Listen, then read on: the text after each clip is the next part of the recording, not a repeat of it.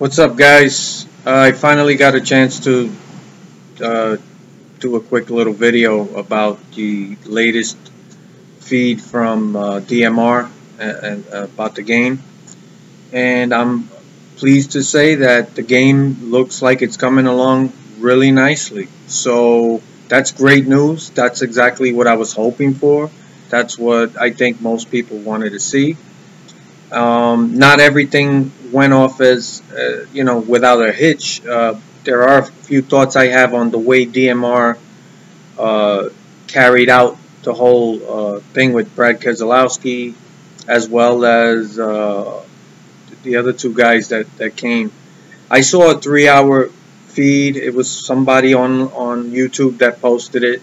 So there was commentary from him, while there was commentary from DMR, and then whatever was going on in the video. There was a lot happening audio-wise.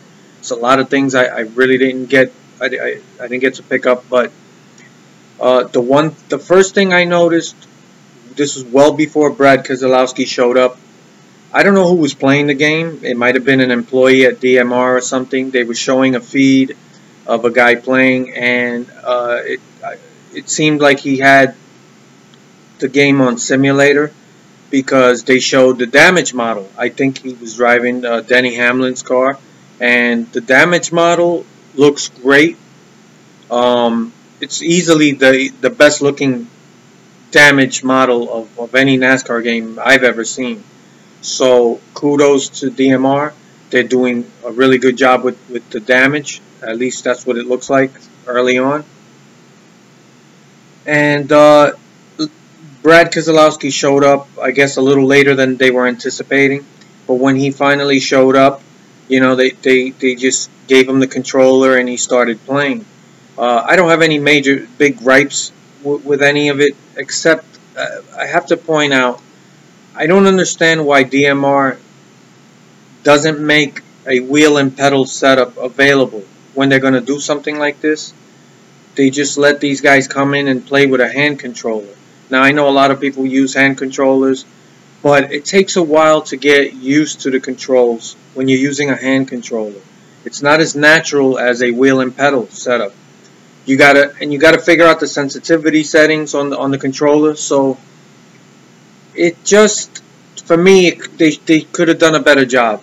I mean, you got a NASCAR professional driver coming in.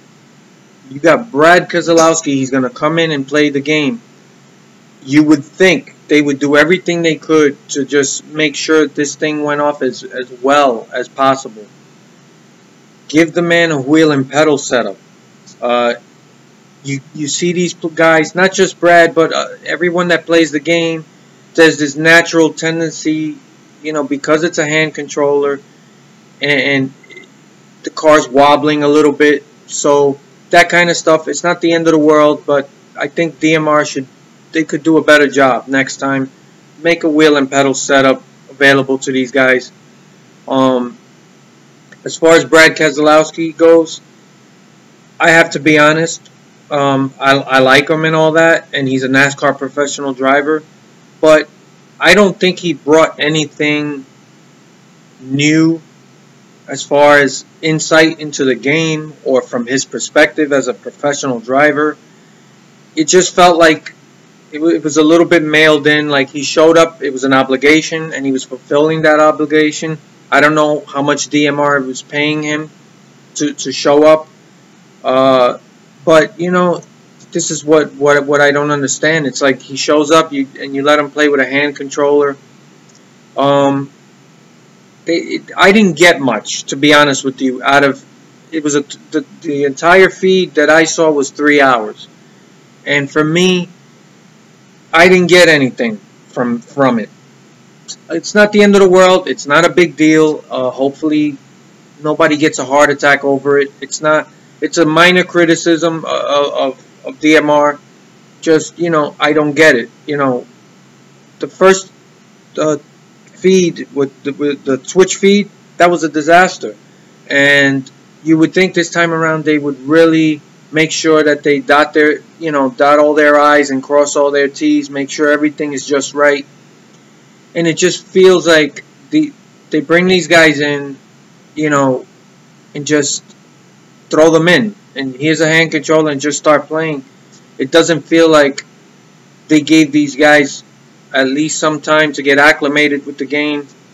You know, you want us to see the game at its best. Give these guys some time to warm up with the game.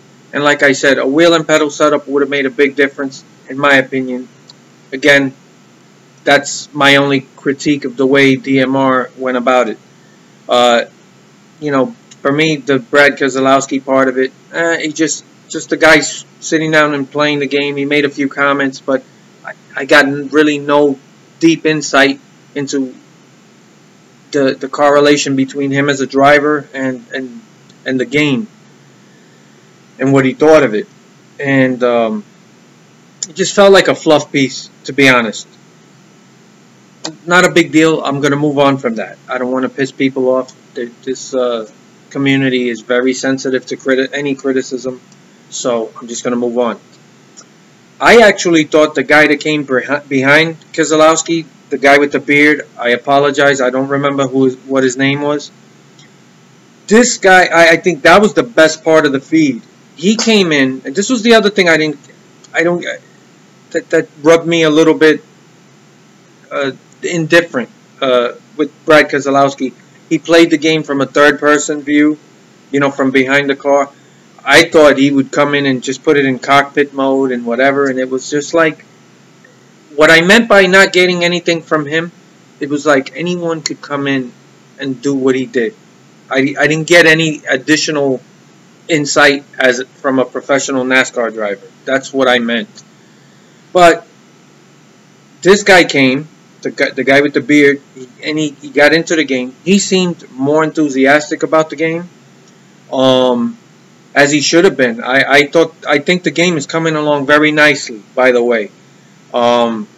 He put it in cockpit mode, and he actually talked about playing the game in cockpit mode, and he actually mentioned he doesn't understand these guys who are hardcore or into the simulator part of it, but still don't race in cockpit mode. Again, everybody's entitled to play any way they want. I'm not making a big deal out of it, but I thought it was interesting that he mentioned it. And he played most of his time in cockpit mode. He took the game a little more seriously, which I enjoyed, and I thought he had a lot more insight about what he thought of the game. So I thought that was the best part of the feed. Again, though, it would have been nice had they given him a wheel and pedal setup. And the last guy that came on, he was pretty good too. So overall, my biggest critique is simply the way DMR handled the entire feed. They could have did a better job. They could have provided wheel and pedals. Whatever. It is what it is. Moving on from that, talking about the game. As I said earlier, the damage model looks great. I was surprised to see how good it was, and I think people should be surprised and pleased with the way it's coming along. The thing that stood out the most to me about the game, in a positive way, is the AI. The AI is, to me, the single most important aspect of the game. No ifs, ands, or buts about it. How the AI races against you and each other is vitally important to the success of the game. It's the biggest flaw that the Eutechnics titles had. The AI was atrocious. Brake checking into corners, dive bombing, cutting you off, driving as if you didn't exist. No sense of awareness. And with DMR's game, it's very stable. Which is, you didn't see drivers doing the AI, I should say, making crazy moves and things that could potentially ruin a race, right? Where you're doing everything in your power to run clean and make smart moves, and somebody just brake checks you and you ram into them and it causes a wreck and it ruins your race or a good, at least a run that you're having. That was a very bad experience with the Technics games, and with DMR, I'm seeing a very stable AI. They seem to spread out a bit, and I like the way, so far what I see with it. I will say another thing about this whole presentation thing that they had with DMR and the feed. It was unclear at times whether what you were watching was in simulator or I guess arcade mode or whatever the case may be. You couldn't really tell because Brad Keselowski hit the wall a few times or did a few things that I saw no damage. So clearly the simulator was off. So it was unclear at what time was I watching simulator or not. Also, the overall gameplay, okay, looks decent, and I got no problems with any of that as far as I could tell, except for one minor thing. And like I said, I don't know if it's simulator or not, but it felt like you could almost go around the track almost foot to the floor. And throttle time is very important. Someone else mentioned it in their video.